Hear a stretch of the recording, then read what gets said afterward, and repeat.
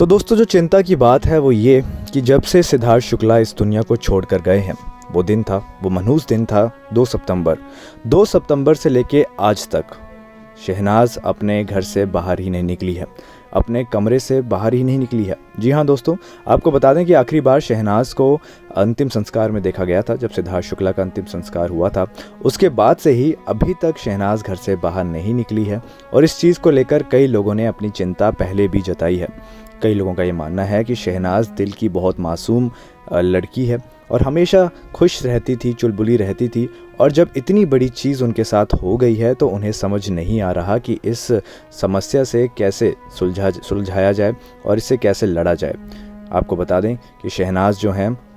वो हमेशा से, हमने जैसे कि बिग बॉस में देखा, बिग बॉस के घर पर देखा कि वो कितनी चुलबुली, हंसती खेलती रहती थी, दूसरों को हंसाती रहती थी, और अब जब उनको देखते हैं तो वो बस मायूस पड़ी रहती हैं, चुप रहती हैं, किसी से बात नहीं करती हैं। और इतना ही नहीं दोस्तों, उनका खाना पीना, सोना, ये सब कुछ बिगड़ चुका है।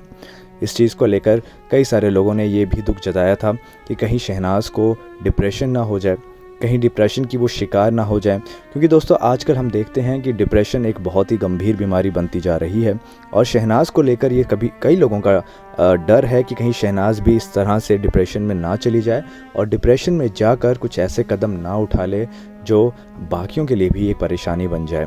दोस्तों इसी चीज़ को अवॉइड करने के लिए शहनाज के जो पेरेंट्स हैं और सिद्धार्थ की जो माताजी हैं, उन्होंने शहनाज को मोटिवेट किया है कि आप काम शुरू करिए, आप अपने काम पर मन लगाइए। आपको बता दें कि अभी हाल ही में वो दिलजीत दोसांझ जो पंजाबी सिंगर है उनके साथ काम कर रही थी, शूटिंग में व्यस्त थी, और उस शूटिंग के दौरान ही जब ये हादसा हुआ है तो उन्होंने अपनी शूटिंग आधी ही छोड़कर वे वापस आ चुकी है अपने घर पर, और तब से वहीं पर हैं, वो काम पर नहीं जाती हैं और भी कहीं नहीं जाती हैं। तो इसको लेकर जो उनकी फैमिली है या जो सिद्धार्थ की फैमिली है वो चाहती हैं कि शहनाज लोगों से मिले, बाहर जाए, अपने दोस्तों से मिले, उनके साथ बैठे, उससे थोड़ा मन हल्का होगा, थोड़ा मन डाइवर्ट होगा और गलत थॉट्स दिमाग में नहीं आएंगे।